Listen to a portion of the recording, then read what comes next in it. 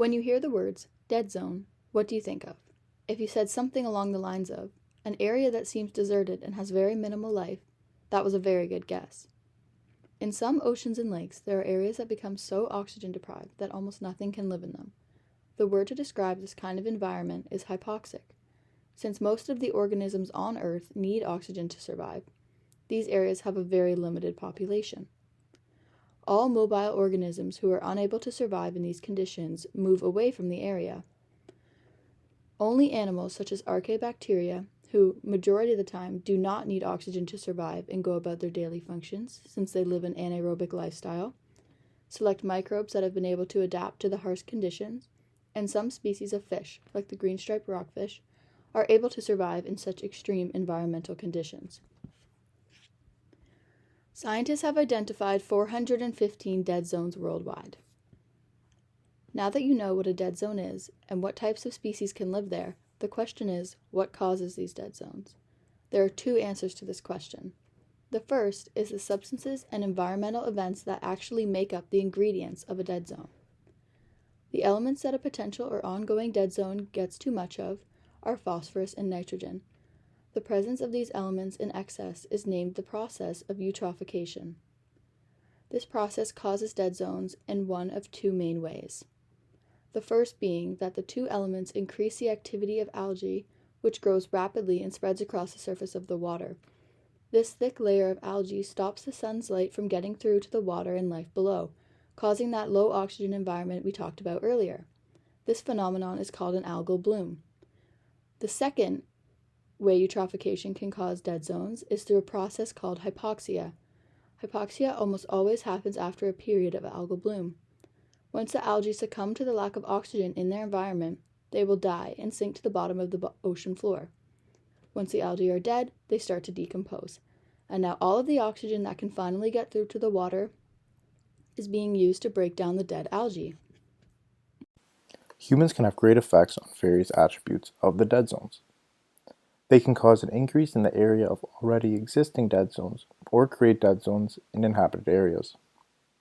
There are three main human causes that affect eutrophication, including the increasing and more intensive agriculture practices by humans, industrial activities, and a boom in population growth. Agricultural practices have grown throughout the years, meaning more fertilizer with nitrogen and phosphorus in it is being released into the environment, and via runoffs it is being introduced into the water.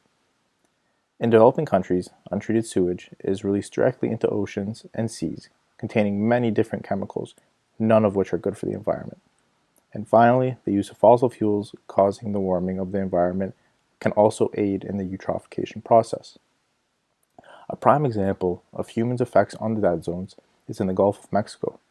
There is a dead zone which is mostly caused by human activities throughout the area surrounding the Mississippi River. Rainfall between 2019 and 2020 increased by about 2/3, and the level of phosphorus and nitrates also increased. The dead zone increased to a size of 20,277 kilometers squared, from its size of the year prior of 14,944 kilometers squared. The size increase in a single year is nearly the same as 1 million football fields. To put that into perspective, if I were to put 1 million football fields end to end, side to side, it would go around the Earth over 14 times.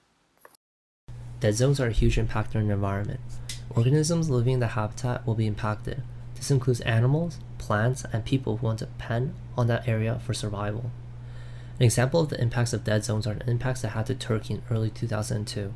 A film of slime ran over the Sea of Marmara, which was caused by overgrowth of algae. The slime was a gray slime that the local people called sea snot. The snot made it difficult for fishermen to continue their work, due to the slime breaking their boats or having no fish to find due to the slime causing a dead zone. This shows the effects of dead zones not only to animals, but humans as well. Now, what are the effects of dead zones to the biology of life? An interesting effect of hypoxic waters on fish is the halting of reproduction systems. Peter Thomas, a marine scientist at University of Texas, has shown that both the ovaries and testes of fish dramatically shrink in size when exposed to hypoxic environments. The ovaries produce less eggs, and the testes produce less sperm compared to unaffected fish.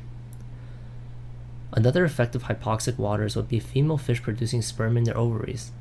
Ultimately, this would cause a decline in females and the reproduction of species will lower. This will have a big effect that will cascade up the food chain and have huge impacts on ecosystems. All in all, dead zones are areas that have low oxygen levels. This creates an uninhabitable environment for marine life and will impact humans as well. Efforts are currently being made to prevent human-made dead zones, and every little effort matters. Thank you.